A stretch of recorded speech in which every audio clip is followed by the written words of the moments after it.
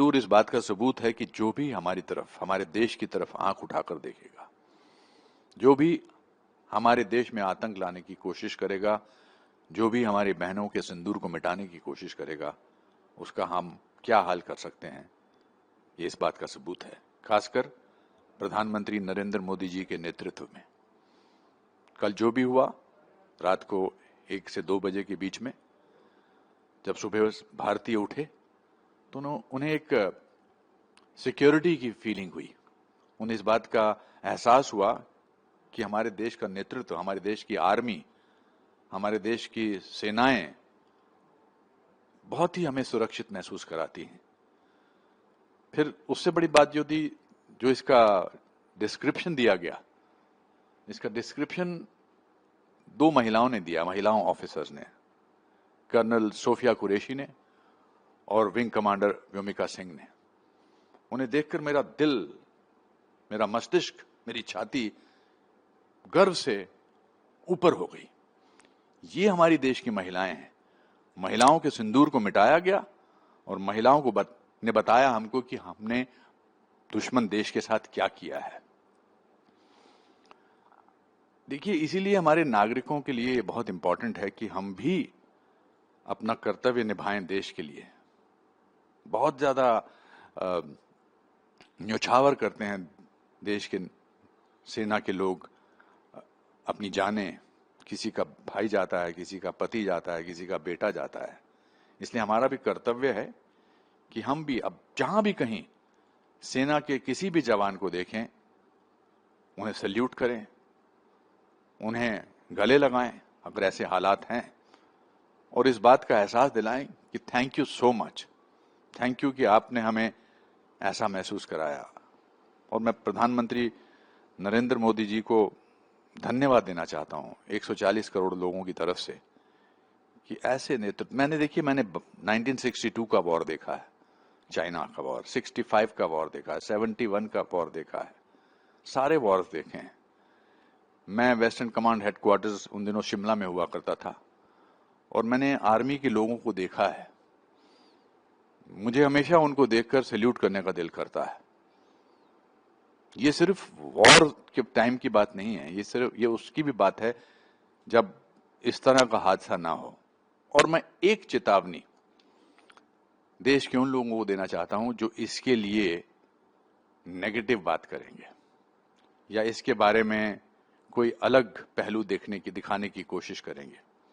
चेतावनी ये है कि ऐसा मत करना। अब की बार 140 करोड़ लोग आपको देश से बाहर निकालने की पूरी कोशिश करेंगे, क्योंकि वो दृश्य हमारी आंखों के सामने से जाते नहीं है। पिछली बार तो सबूत मांगा गया था, इस बार तो सबूत के साथ ये हुआ है। तो मैं एक बार फिर अपनी फौज के सारे नौजवानों को सैल्यूट करूंगा। जय हिंद, जय भारत। जो पहलगाम में हुआ वो हम सब ने बहुत बहुत क्लोजली ऑब्जर्व किया और बहुत दुख हुआ। मैं एक शहीद की बेटी हूँ और पापा को हमने कश्मीर में खोया था 1994 में, और मैं बखूबी समझती हूँ कि एज अ फैमिली क्या ड्रास्टिक सर्कमस्टांसेस आपके सामने लाइफ खड़ी कर देती है। और ये बहुत बहुत बहुत दर्दनाक और दुखदायी बात है।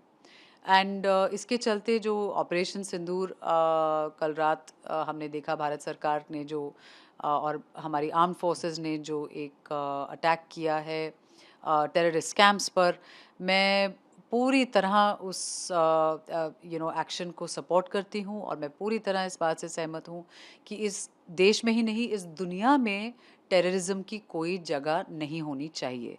ज़िंदगियाँ बर्बाद हो जाती हैं।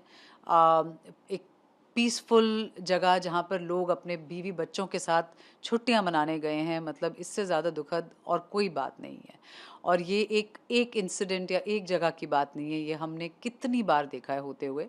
और मैं पूरी तरह चाहती हूँ कि as a country, as a citizen of India, हम सब इसके हम सब हमारी आर्म फोर्सेस और हमारी भारत सरकार के साथ खड़े हैं।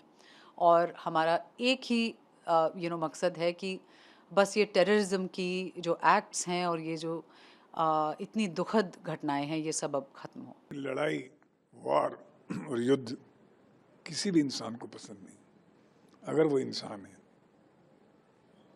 किसी भी देश को, किसी भी नेशन को ये बात पसंद नहीं कि टेररिज्म हो। टेररिज्म का मतलब ये है कि आप इनोसेंट लोगों को खाते खाते, खेलते खेलते मारते हैं। ये तो एक इंसानियत के खिलाफ ही बात हुई। तो ये जो युद्ध शुरू हुआ है, ये इंसानियत के खिलाफ की जो हरकतें करते हैं, वो मैं समझता हूँ कि एक वीरता का कदम है हमारे देश के प्रति, देश से। और हम लोग फक्र फील करते हैं अपनी सरकार को और अपने प्राइम मिनिस्टर को कि उन्होंने इसका जवाब दिया है, और आगे भी जवाब देना पड़ेगा तो देंगे, क्योंकि दिल से सभी लोग जानते हैं, वो लोग भी जानते हैं कि हमने इनोसेंट को मारा है। तो वो युद्ध ना हुआ, वो कायरता हुई, वो टेररिज्म। हैवानियत के खिलाफ इंसानियत की लड़ाई है, ये युद्ध नहीं है। ये हैवानों के खिलाफ जो है ना, वो इंसान जो ह्यूमैनिटी को समझते हैं, तो ये रिटालिएशन तो बहुत ज़रूरी था, क्योंकि उनको ये सबक सिखाना बहुत ज़रूरी है, उनके हौसलों को परस्त करना बहुत ज़रूरी है कि ये मत समझो कि तुम इनोसेंट लोगों को मार के बच जाओगे। हमारे यहाँ जो कहते हैं ना कि कर्तम भुगतम सब यही है, अगर गुनाह करोगे तो उसकी सज़ा मिलेगी, यही मिलेगी। और मैं सरकार को, भारत सरकार को बहुत सारी बधाइयाँ देता हूँ कि लोगों के मन में जो आक्रोश था, लोग जो चाहते थे, आज उसको मोदी जी ने लोगों को कहा कि आप घबराइए मत, मैं आपके साथ हूँ, पूरा देश हमारे साथ है।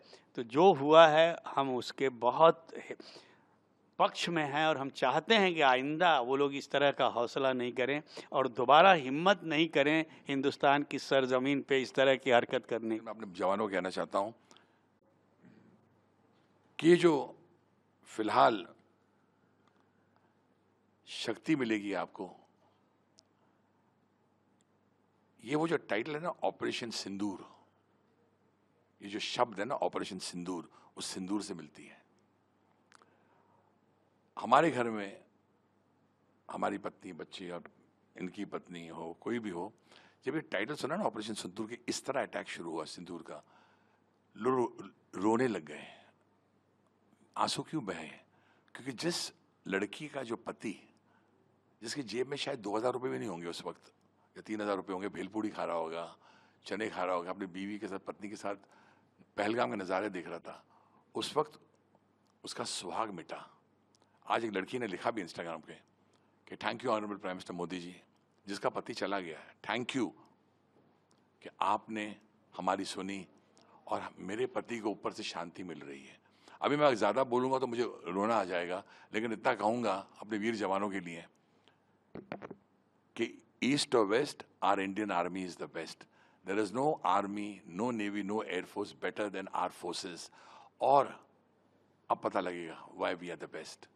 God bless Narendra Modi ji, God bless India. जय हिंद, जय भारत।